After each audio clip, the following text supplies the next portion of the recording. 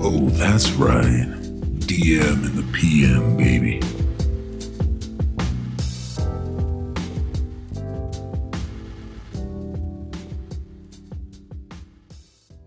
Welcome, all you masters of dungeons out there, to DM in the PM, the show that, for better or for worse, isn't near as sexually charged as the intro would lead you to believe. That's no reason to click away, because we are still chock full of all sorts of cool tips and tricks for you aspiring DMs, intermediate DMs, and maybe even a few out there for you old, battle-hardened veterans. We're going to be continuing our series today. This is the second video in the series, a series that we call Building Blocks of a Campaign. And today we're going to be talking about incentives and consequences. Incentives and consequences are hugely powerful in the DM sphere because, generally speaking, you can roll out a narrative. You can move through a narrative by fiat, something that I guess that we might think of as being on rails. And this is not a good feeling for those of you who have ever run a campaign where you've felt like you've kind of had to nudge the party forward, push them into that next encounter. It doesn't feel good as a DM. It really does not feel good as a player. And the two biggest tools that we have at our disposal to drive that narrative forward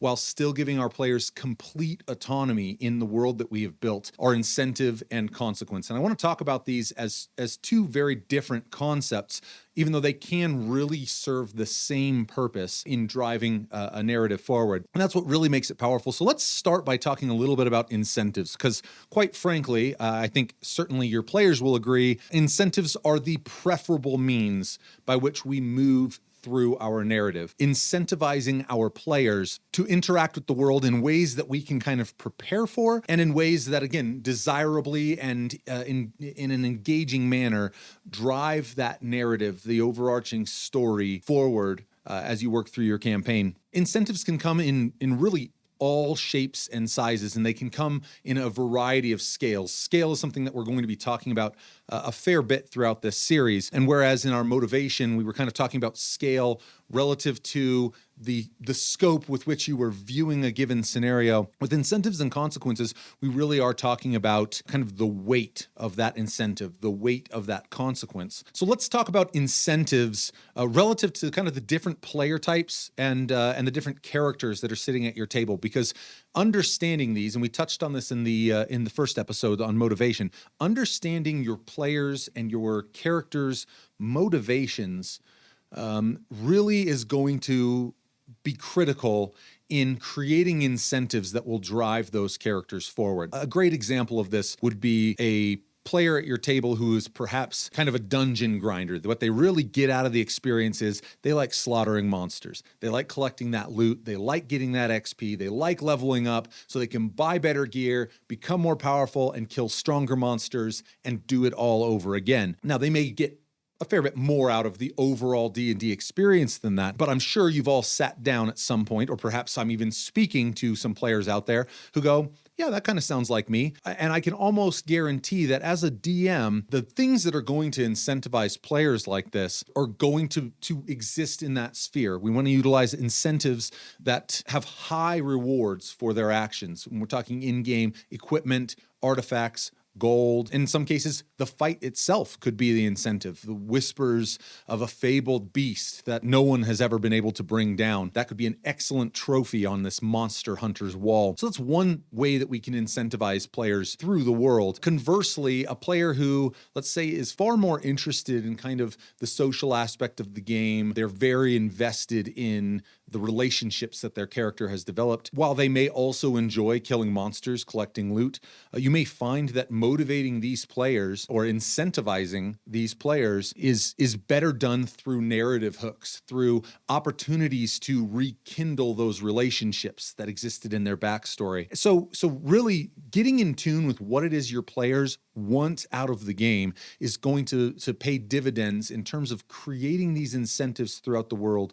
to drive your players forward. And as many of you know, when you are building out a space that is so broad and expansive, which is, I think, the goal that we all have. We want interesting spaces where your players feel like they can walk any direction and they're going to find something exciting to do. It's still part of our job as a DM to keep the narrative moving in a cohesive manner. And that's not to say that we can't step off to the side for a side quest or go clear out this dungeon because it's just fun to clear out dungeons. But these levers of incentives really are an excellent way to continue driving that action forward. Conversely, let's talk a little bit about consequences and the way that consequences function in the world. And in fact, I think it would be fair to say that consequences can serve the exact same purpose as incentives. The problem with utilizing consequence as a means of driving a story forward is that ultimately your players really begin to get the same experience. If you as a DM are saying, you better go here or there will be consequences, that can be very difficult to differentiate from you simply saying, this is where you're going next. That is not to say that there should not be times where your players have a multitude of options and there may be some overworld consequences or consequences to the party for choosing one course of action over another. And this is really where I think consequences become powerful, is when players are still given a definitive choice in their course of action, but where there may be consequences to choosing a particular course. And a good example of that might be a battle is brewing on the horizon, and there is a series of calls, pleas for help, aid from heroes. Now, it may be the case that there are 3 compelling lines to follow as they're moving through this space. And a consideration that the heroes may be taking on is these people that I'm aiding, that we are aiding, could very well be allies in this coming conflict. And they may need to weigh the strength of those alliances and choose to apply themselves in one fashion or another. The consequence, obviously, being that those other potential allies may be unwilling to aid them, may be no longer capable. They may not even exist without the aid of the heroes. And these are, I think these are reasonable spaces for consequences to exist. A good rule of thumb that I would say you can use is when you are issuing incentives, I have found that the most powerful incentives tend to be incentives geared towards the player, the actual person sitting at the table next to you. And we spoke a little bit about kind of player types and what people are getting out of that experience. You certainly can create incentives for the characters that they are role-playing. But in my experience, it is very difficult to miss with an incentive that is targeted to the player themselves. Conversely, I do everything in my power to issue a consequence that feels as though it's targeting the player rather than the character that they're playing, mainly because this can rapidly feel punitive. Even if it's a warranted consequence or a reasonable consequence, I think that you run the risk of it appearing as though you are reprimanding the player for making a decision that they made, rather than the fallout landing at the feet of the character, who really should be the one experiencing the consequences that are unfolding in this world. After all, they are the character in the world, not the player. So those are kind of 2 ways in which incentives and consequences, how they run congruent with regard to our ability to drive the narrative forward, but there are some nuances in the way that you want to use them. So definitely keep that in mind when you are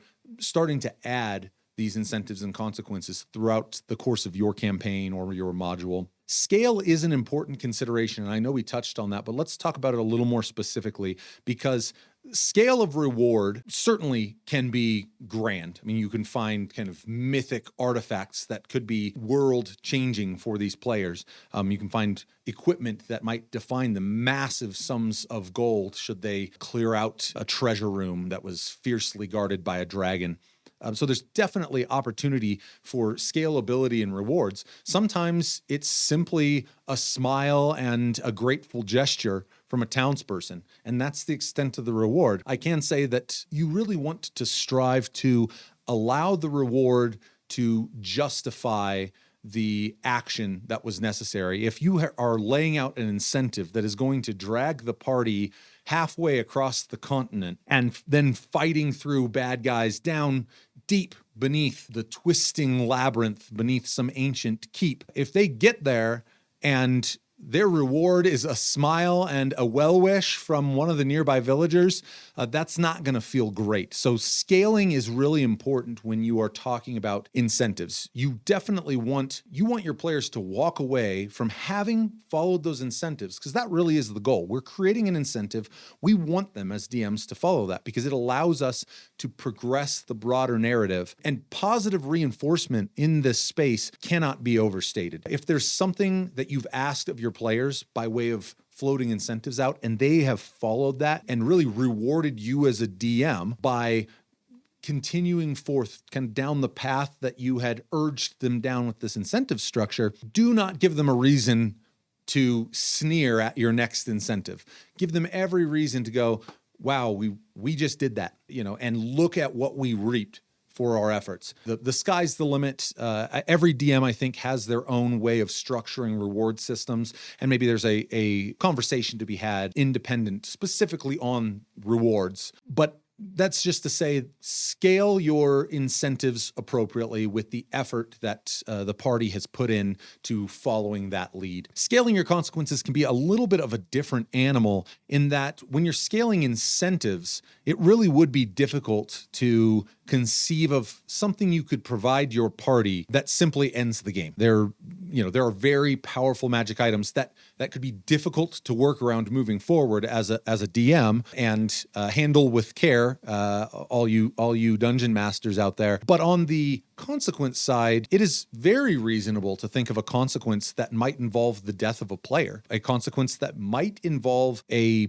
TPK, the entire party succumbing to the consequences of their actions. And while these consequences should also be handled with care, I'll say it's a shorter distance to a TPK being the end scenario of your campaign than it is for an incentive to be ending it. This is not to say that consequences should not be plentiful in your game world, and that in some cases they should be quite punishing. The weight of the game really exists in the consequence space. You have the heroic deeds where the quest is done, the table is in an uproar, everyone is excited to have emerged successful. And those moments are fantastic. I'm sure everyone who has had the joy of running a game has come to the end of that boss fight, the end of that tense negotiation, whatever the sequence of events was that really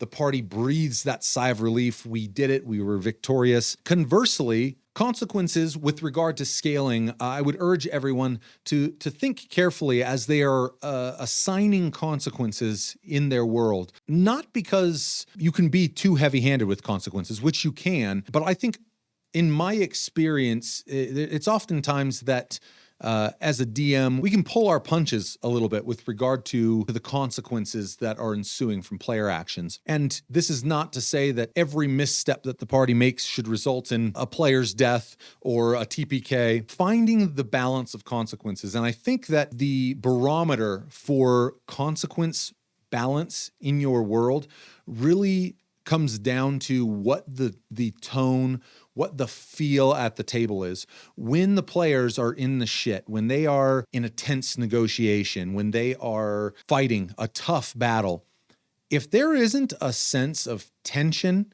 at your table, if your players don't have a sense that if this goes wrong, we are going to be in a really, really bad way, that could be an indication that you have not been scaling your consequences as aggressively as maybe you should be. Conversely, if you are running your third campaign because you've had 3 TPKs, that could be an indication that perhaps your consequences are a little heavy-handed. Moreover, if your players, I think more often than not, will be very straightforward with you if they feel that your consequence structure is a bit aggressive. And there are absolutely times in which your consequences should feel more or less aggressive based on what's happening in your broader narrative. One great example of a consequence that I can pull directly out of our own campaign, the Rakish Rovers, and it is what I would consider a heavy-handed consequence given the circumstances. This happened relatively early in the campaign. I believe they were maybe level 4 at the time, 4 or 5, and the party had stumbled across an incantation. They had actually found it in the possession of kind of a shady character who seemed to be exerting some influence over a nearby nobleman, a lord, a high lord for that matter. And they had acquired this scroll, this incantation, for kind of a mysterious spell, a spell that even Aster, the wizard of the party, was struggling to make heads or tails of. And ultimately, they came to find that this scroll was kind of a discarded magic, deemed too volatile and too powerful to be used by sane arcane practitioners. Ultimately, they came to find that a nefarious cult has been undermining the power structures throughout the broader realm, and that they were intending to use this volatile magic, kind of a strange cross between necromancy and evocation, to effectively create an arcane nuke, if you will. And they became kind of aware of this. And this is another important aspect to consequences, is ensuring that your players aren't blindsided by the consequence that's coming at them. If you are going to lay out a really heavy consequence, give your party intimations that that consequence is on the horizon. Give them the motivation to circumvent that consequence. As it happened in our case, it was a very difficult encounter to attempt to stop this incantation, this ritual from being conducted by the cult, as they had subverted themselves into the city of Fort Hill, and amidst kind of a grand trial, the hustle and bustle, the chaos and the commotion, were able to execute this ritual. And though the party came very close to stopping all of the cultists, they unfortunately fell short in their ability to disrupt this ritual, which ultimately resulted in the entire removal of that city from the game space. And as I said, I consider this to be a very heavy-handed consequence. But it's also a great example of the fact that the weight of a consequence can be completely detached from its immediate impact on the party. An equally heavy-handed consequence might have been the nuke detonates and the entire party is dead. In terms of being able to drive a narrative forward and really allow the weight of that consequence to hang over the following sessions, it really ended up working out well, that as Fort Hill was removed from the map, all of those relationships that they had built there crumbled to the ground. The opportunities for resupply and purchasing equipment no longer accessible. The death of numerous major NPCs. It was I would say a somber end to the session. And going into the next sessions, you could see that consequence was hanging on the party. Now, again, you certainly don't want to move through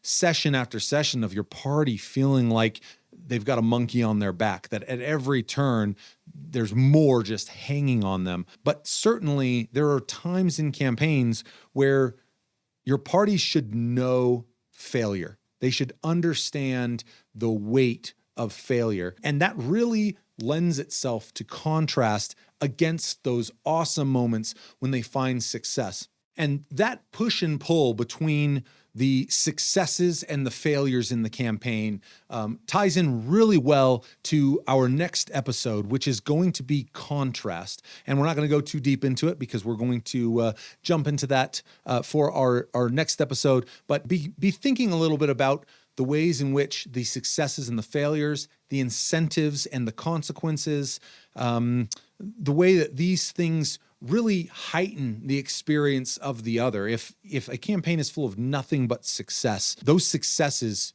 begin to diminish in the amount of return they give you at the table. If it is full of nothing but failures, nothing but consequences, likewise, you begin to feel this sense of trudging through a bleak environment. So allowing these two things to play together really gives you the strength to drive your characters forward in a meaningful way, but also in a way that does not require you to ever instruct them to do anything. You leave them entirely capable of exploring their own motivations, their own will. By understanding that will, by understanding those motivations, you're able to leverage those incentives, leverage those consequences to continue your narrative moving forward in a way that feels very, very organic. I think that's just about all that I have on the subject of incentives and consequences. I would love to hear what you guys have to say on the matter down in the comments below. I always love some ideas to implement in my own game, but also throw down in the comments what's been the most brutal consequence that you've assessed upon your party that, say, didn't kill the entire party. I'm really curious to hear how you guys have been adding weight to your campaign world using consequences. Conversely, give me an idea of the Christmas morning moment when you handed your players that awesome incentive that they had ground forward, and finally got their hands on. I'd love to hear both. As I've said before, DM in the PM, I really want it to be a space for all of you out there who love running this game to just come and exchange ideas. I would love to hear them. I'm always looking for tips and tricks to enhance my own game. So keep them coming in the comments below. If you got anything out of this video, if you enjoyed this, please like, comment, and subscribe. It helps us out tremendously here at Modern Myth. Keep an eye out for the next episode. We're going to be talking about contrast in our game world. Until then, the world is yours.